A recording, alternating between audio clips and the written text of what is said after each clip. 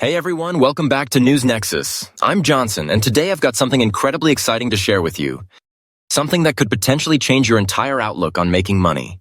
What if I told you that I turned just $100 into $10,000 in only 30 days?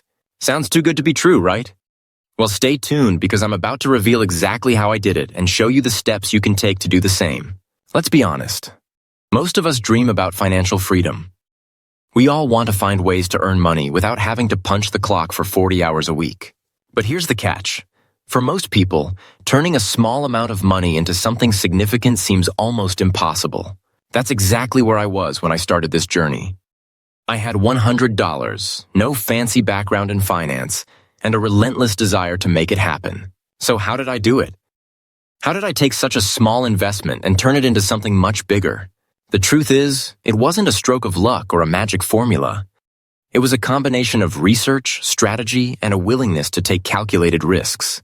The steps I followed can be applied by anyone willing to put in the effort, and I'm going to break it all down for you. The first thing I did was something that a lot of people overlook.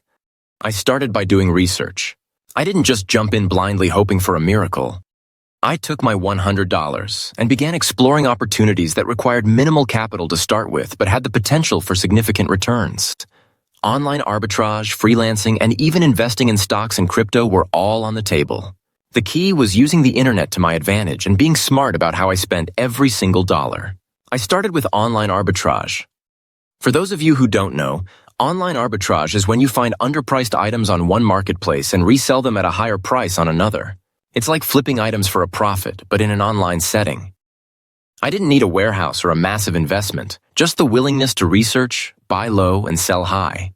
I went to websites like eBay, Amazon, and even Facebook Marketplace, searching for products that were being sold at a bargain. I found a few good deals on items that I knew had a higher resale value, so I used my $100 to purchase those items. After a few days, the products arrived, and I listed them on other platforms. In just a week, I had turned my $100 into $200, but I didn't stop there. I knew I had to keep going, keep growing, and keep reinvesting the money I earned. So I moved on to the next step, freelancing. This was a game changer for me. If you've got a skill, whether it's graphic design, writing, social media management, or anything else, there's always someone willing to pay for it. I decided to offer my services on Fiverr, focusing on digital marketing and social media management. The beauty of freelancing is that it doesn't take much to get started. You don't need to have a huge investment or inventory, just a computer, some skills, and a bit of marketing. Over the next couple of weeks, I completed a few small gigs. Some clients hired me to help with social media campaigns, while others needed help with SEO optimization for their websites. Each gig paid between $50 to $200. It wasn't huge at first, but it was consistent, and it was enough to keep me motivated. By the end of the second week, I had earned an additional $1,000 from freelancing. But I didn't stop there. I knew I had to diversify even more.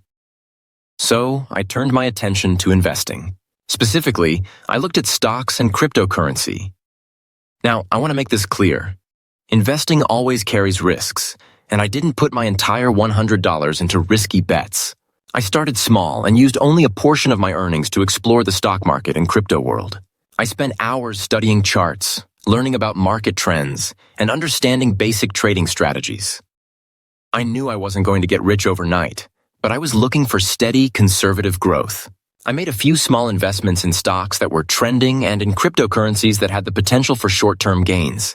Over the course of the next 2 weeks, my investments grew steadily, and I made back a nice chunk of change. By the time I reached the final days of the month, I had seen a return of nearly $2,500 from my investments.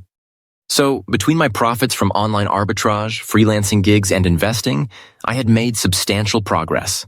But I wasn't done yet. I took the money I earned and reinvested it into higher ticket items for reselling, larger marketing campaigns for my freelance work, and even a few bigger stock trades. At the end of the month, I had successfully turned my $100 into $10,000. But here's the thing, it wasn't just about the money. The real value came from the process itself. I learned how to take small risks and turn them into bigger rewards. I figured out how to leverage online platforms, build multiple income streams, and most importantly, I discovered that with the right strategy and persistence, even small investments can lead to huge returns. So, what are the key takeaways here? First, never underestimate the power of starting small. $100 might not seem like much, but when you use it wisely, it can be the seed that grows into something much bigger. Second, diversify your income streams.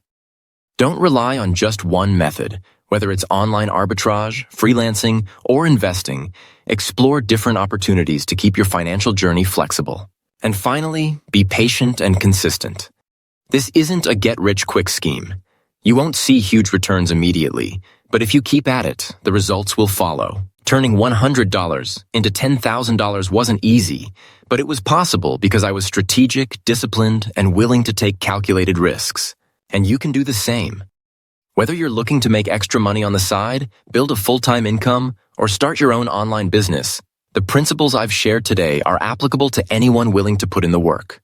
If you found this video helpful, make sure to hit that like button, subscribe to the channel, and turn on notifications so you don't miss future videos like this one. Drop a comment below if you've ever had success with small investments or if you're planning to try any of these strategies. I'd love to hear your thoughts and experiences. Thanks for watching, and I'll see you in the next video.